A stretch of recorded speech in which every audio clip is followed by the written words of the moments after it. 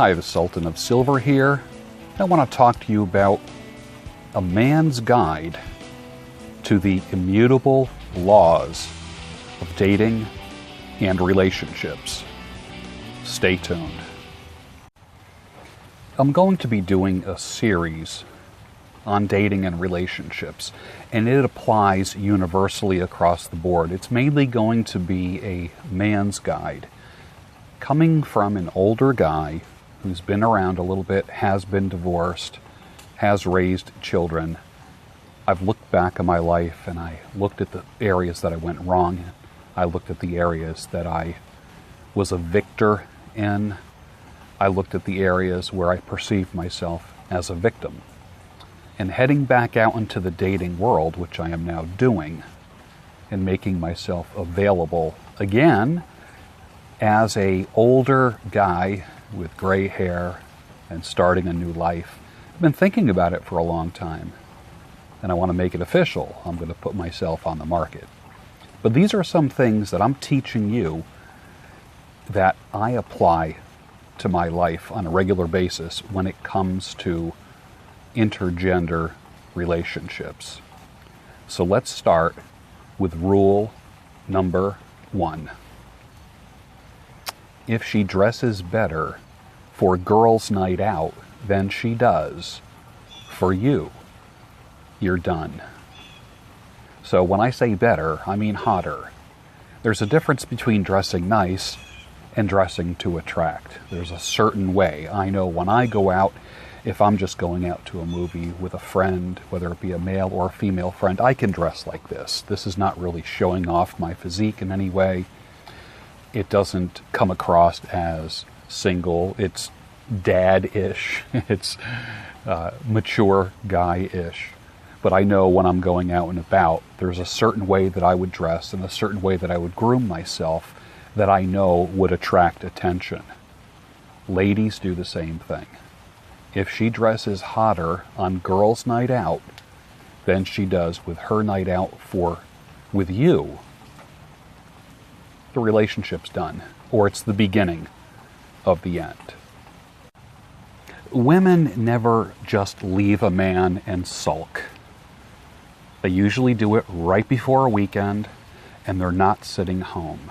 Women will only leave a man if they've already lined someone else up. That is immutable. It's called monkey branching.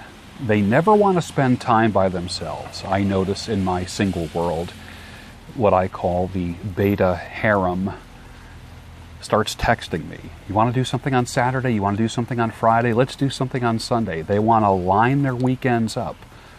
That's what women do who are single and looking for a man or want to spend time with a man. They want to book themselves up. So they will book 3 Tinder dates in one day. Lunch, afternoon coffee, and even dinner. And if it's with a more beta type of male, a friend zone kind of guy, they're going to do that. That's going to happen because you're a fun guy. You're easy to be with. And you know what I have to say about that. Women never, ever, ever leave a man and sulk and do nothing. They're going to someone else. Take my word for it. Most of those guys have been orbiting for a while, and it's part of her box of dicks in her cell phone. You can count on that. Immutable law number 3 is that if she senses that you are onto her game and how she is, she's going to dump you right away. She knows you're on her trail. She knows you have her figured out. These are more protective things for your own heart. We'll get into more things in the future about how to be assertive and how to make the first move and dealing with women who you don't know and approaching women.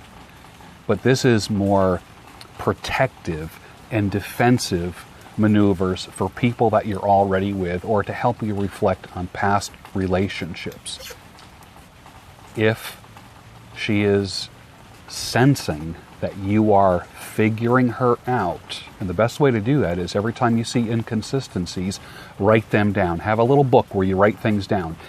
This is not the unchristian thing. This is not keeping a record of wrongs like it talks about in Corinthians. You know, what love does not keep a record of wrongs. You're not at that point yet with somebody. When you are vetting somebody or dating somebody, you're looking for consistencies and inconsistencies. For instance, if someone says, oh, I never watch TV, but they never miss their shows, write that down. If someone says, oh, I'm really not into social media, but they know exactly what you're doing on Instagram. They comment on your Facebook. They comment on your Twitter.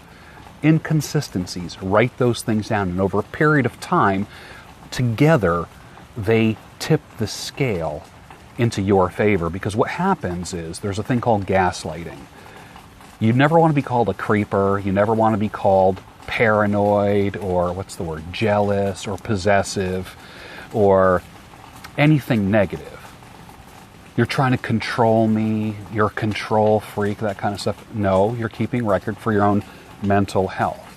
Because I guarantee for literally 75% of you watching this, what's going to happen is your mental health is being affected like a roller coaster based upon the women that you're meeting. And it's purely a numbers game. When you have your game up, when you are the best version of yourself, grooming-wise, fitness-wise, dress-wise, breath-wise, the holy trinity of handsome, hair, skin, and your smile, I can guarantee you right now, when you have all those things in place, then it's just a pure numbers game.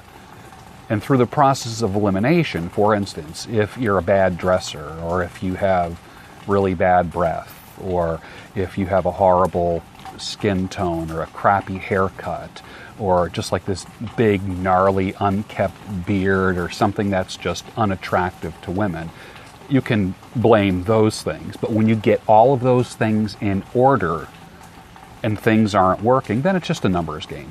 Because believe me, she is swiping fast. Take my word for it. She's swiping fast on the dating sites. So it's a pure numbers game.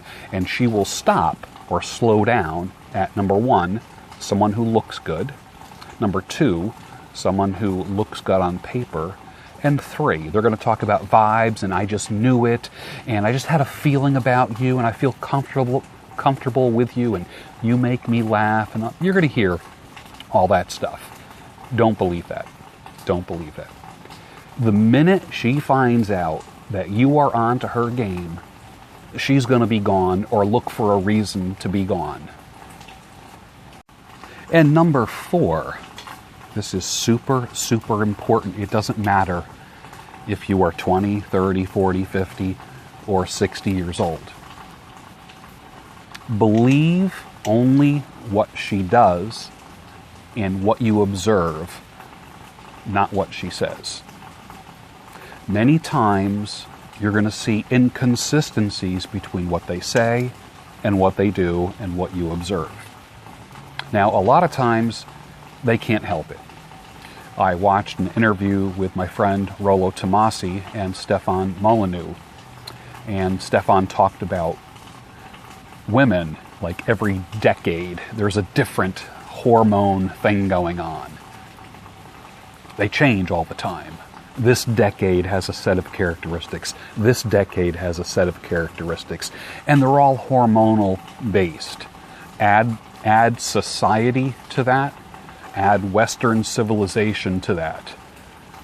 And you can potentially have a real mess there. Now men, from the moment that we first start dating or can start thinking about having sex, we're pretty much consistent right up until we can no longer have sex, which is a good 60 years. All right, so let's say you can start having sex at about, 13, 14, 15?